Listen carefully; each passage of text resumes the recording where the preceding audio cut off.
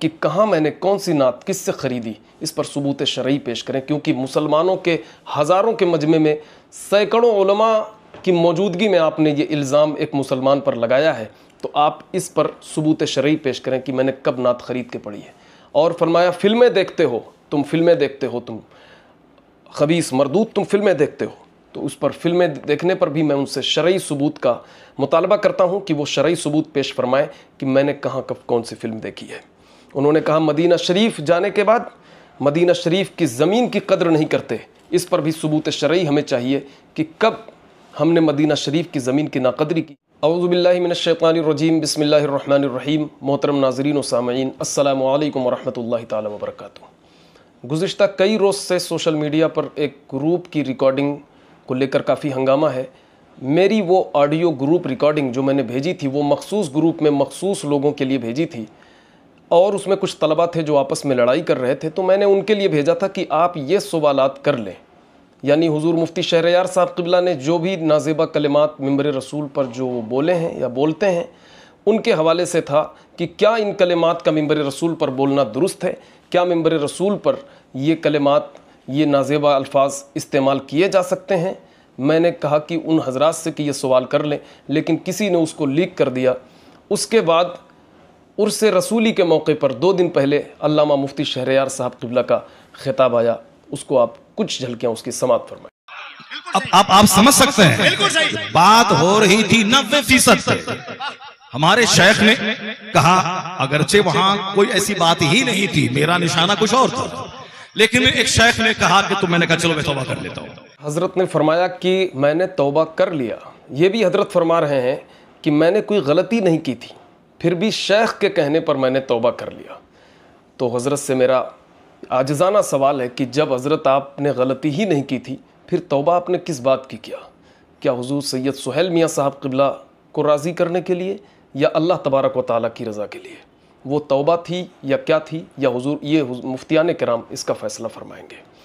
اور آگے فرماتے ہیں کہ میں اس حدیث خبیث مردود، میں اس حدیث کو سنا رہا تھا، وہ حدیث بھی جو انہوں نے عرس رسولی کے موقع پر سنائی ہے اس کو بھی سماعت فرمائیں، اور جو انہوں نے پہلے بولی تھی جس کی تشریح کر رہے تھے اس کو بھی سماعت فرمائیں۔ یہاں پر آپ دیکھ سکتے ہیں، حضور کہتے ہیں یہ 2 ٹانگ کے بیچ میں جو شرمگاہ ہے، ماں بین رجلے، یہ حضور کہتے ہیں جو 2 ٹانگ کے بیچ میں ہے، اس کی سرکشا کی ضمانت تم مجھ کو دے دو۔ حضور کہتے ہیں ازمن لہ الجنہ، میں اس کو جنت کی ضمانت دیتا ہوں۔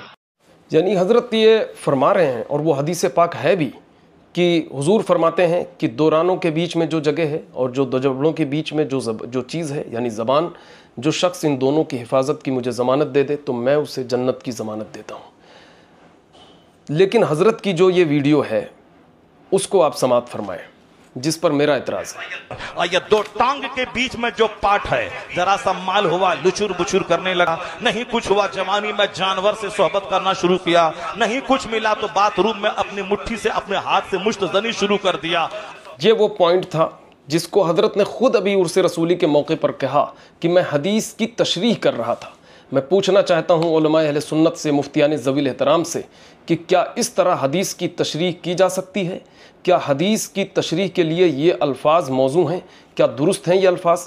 عزیزان ملت، میں یہ بھی پوچھنا چاہتا ہوں کہ 1450 سال سے اب تک کس محدث نے اس طرح اس حدیث کی تشریح کی ہے، اس کو بھی علامہ صاحب بیان فرمائیں اور اس کا ثبوت پیش فرمائیں۔ بلکہ حضور کی حدیث کی جب بات آ جائے، علماء ربانیین فرماتے ہیں، علماء کرام، کہ جب حضور کی حدیث کی بات آئے تو اسے اور اچھے لفظوں میں، اسے اور اچھے الفاظ میں، اچھے کلمات کے ساتھ سنوار کر کے پیش کیا جائے تاکہ لوگ اس سے متاثر ہوں، اس کو سنیں اور اس کو اپنی زندگی میں لائیں۔ حضور کی جب حدیث کی بات آئے پھر تو اور محتاط ہو جانا چاہیے، لیکن یہاں پر معاملہ اس کے بالکل برعکس نظر آ رہا ہے۔ کیا یہ پوچھنا چاہتا ہوں کہ کیا یہ حدیث کی بے ادبی نہیں ہے؟ کیا یہ حدیث کی اہانت اس میں جھلک نہیں رہی ہے کہ اس طرح کے الفاظ سے حدیث پاک کی وضاحت کی جائے، اس طرح کے الفاظ سے حدیث پاک کی تشریح کی جائے؟ بہرحال ایک اور بیان حضرت کا ہے جس کو آپ سب سماعت فرمائیں۔ اور آج 1 کروڑ میں